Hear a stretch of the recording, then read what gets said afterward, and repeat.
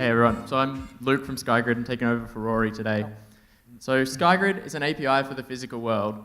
Now, we've all seen devices coming along that are all going to become very connected very soon. But as a developer, we don't want to have to go and develop a brand new app or a brand new solution every time a new device comes along. SkyGrid provides a consistent API across all of those devices to make it very, very easy to prototype and take your solution through to the end in the market. Now, we're focusing on one specific area of IoT, which is devices out in the field, because we see LPWAN technology as being the next big thing that's going to enable IoT to really take off. Now, 82% of asset failure is random. We want to be able to improve the efficiency of companies that have devices out in the field by offering them the ability to monitor their assets in the field so that they can make sure that when these breakdowns happen, they know about it before it happens, or at the very worst, exactly right after, so they can send that person straight away. SkyGrid is the fastest and easiest way to bring your IoT solution to the market. Now, for those of you who were at the hackathon on the weekend, half of the teams in that hackathon got up and running with SkyGrid and built an end-to-end solution in one day. It's very, very developer friendly, and that's really what we're focusing on, is the developer experience to provide that consistent API. And really the best way to bring it up very, very quickly. How do we make it so easy? Well, for starters, we have our own hardware. Now, that's a LoRa-based board and a Sigfox-based one. The only Raspberry Pi-based Sigfox board you can get which will work in our frequency. So for starters, this hardware is already up and running for people to use. That connects directly to our platform, which is really where the magic happens. And we've built this to be a complete back-end as a service for people who want to develop IoT. So all your user management, of course, device management, security, permissions, this is the powerful backend that you need to deploy your whole solution with. And we also provide template applications to get people up and running very quickly. And we've got a very beautiful API. It's such a beautiful API, it's the best API.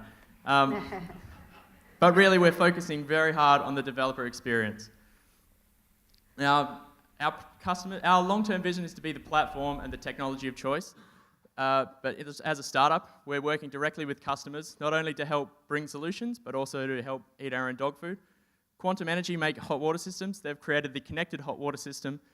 They want to be able to monitor these devices out in the field so that when they break down, they'll be able to get a notification. They can add additional services when they sell units, basically SLAs, and also improve their own operations.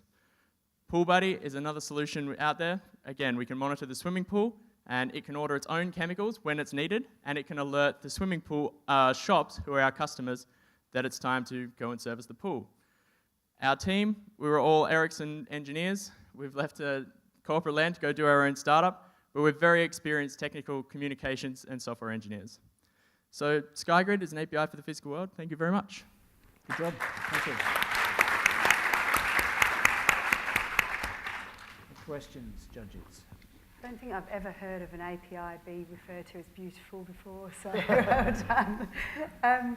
Just a question, how do you compare to some of the other large vendors out there that have also got IoT platforms? Do you find yourself competing? Everybody who builds IoT is going to use a platform, so yeah, in that sense it is competitive.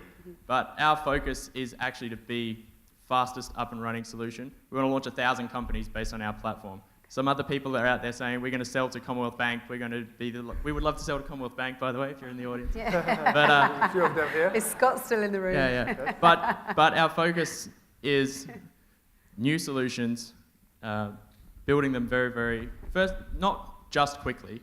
It's also production ready. But yeah, we're focusing on people who want to build new solutions rather than coming along and we want to add IoT to something else. Speed to market. Yeah. I love the aspect of developers for developers. Yeah. You eat your own dog food. But stealing your question, well, what's the business model? How are you going to make money out of it? Yeah, so the business model is recurring revenue on a per device basis. So if you put 1,000 hot water systems on the platform, for example, we'll charge you a subscription fee for that. And while we're doing this sort of consulting work as well, there's also a fee for that. So I'm going to ask a Dorothy Dix question.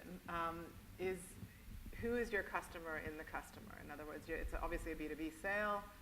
Who are you targeting? Who makes the decision as to what platform they use in these hot water companies, in these companies that are moving into IoT?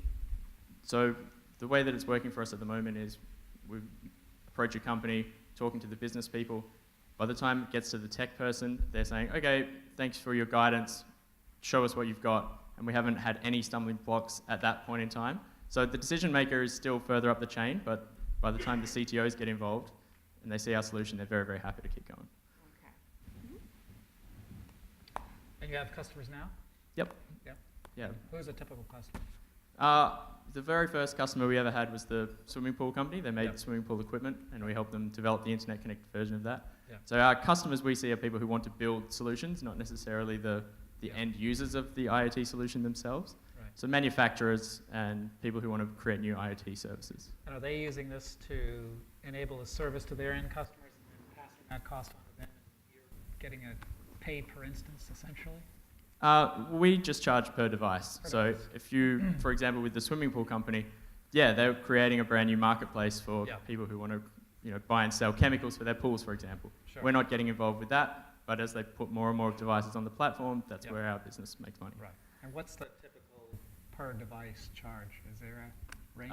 We're still working through it essentially because it matters use case to use case. Some of our costs aren't completely locked down either. It depends on how many devices we put on and things like Yeah. that. Okay. All right. Thank Luke, you. thank you. Thank you.